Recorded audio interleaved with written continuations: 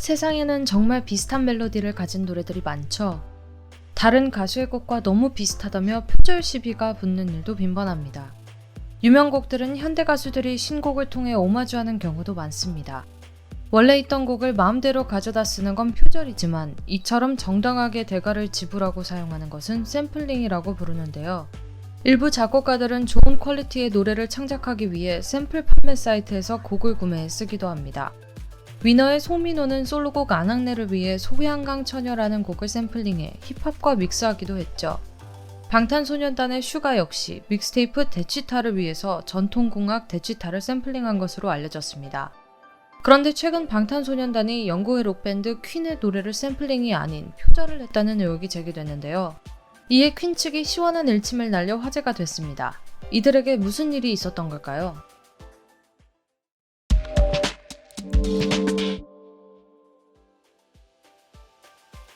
예술에 있어 저작권은 아주 중요한 요소 중 하나입니다. 창작자가 자신의 노력을 인정받을 수 있는, 반드시 보장받아야 할 권리입니다. 저작권법은 우리나라 가요계에서도 엄격하게 적용되는데요. 표절이 의심되면 노래뿐만 아니라 안무, 의상, 뮤비 등 다양한 곳에서 의혹이 제기되기도 합니다. 최근 블랙핑크의 스타일리스트는 트와이스의 의상을 따라했다는 비난을 받았는데요. 그는 인스타를 통해 자신이 제작한 옷과 트와이스의 의상이 유사한 점이 많다며 인정하기도 했습니다.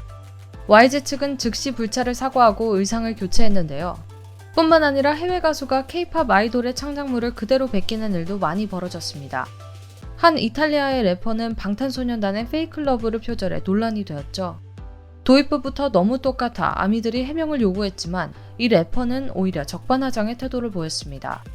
자신의 인스타그램에 인종차별적 내용을 담긴 저격랩을 공개했던 건데요. 이런 어이없는 대응에 논란은 더욱 커졌고 해당 래퍼는 결국 미안하다, 하지만 곡을 발매하기 전에는 BTS의 존재를 몰랐다며 해명했습니다. 최근 버터로 컴백한 방탄소년단 또한 이런 표절 의혹에서는 자유롭지 못했는데요. 세계적인 스타가 된 만큼 태클을 거는 이들도 많아진 겁니다. 이번에는 신곡 버터가 퀸의 노래를 표절한 게 아니냐는 주장들이 쏟아졌죠.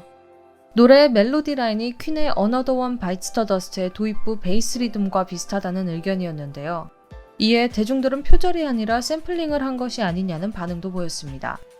여러 가지 추측들이 생기던 가운데 퀸의 공식 트위터에 다음과 같은 글이 올라왔죠.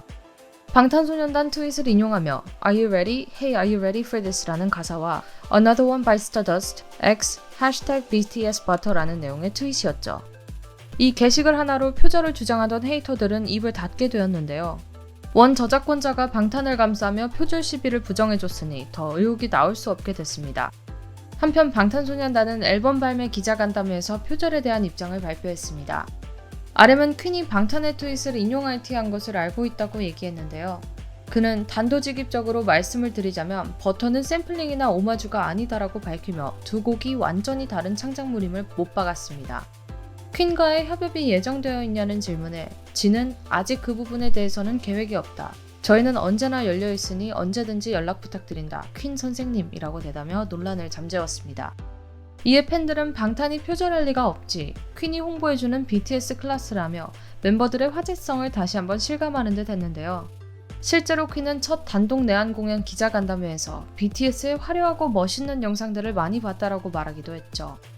언젠가 꼭 두 그룹의 콜라보가 성사되었으면 좋겠습니다. 표절은 창작자의 사기를 떨어뜨리는 범죄 행위인 만큼 경각심을 가지고 지켜봐야 할 문제입니다. 하지만 아무런 문제도 없는 아티스트를 도둑으로 몰아가면 안 되겠죠. 앞으로 방탄이 이런 불미스러운 의혹에서 벗어나 자신의 권리를 당당히 주장할 수 있으면 좋겠습니다.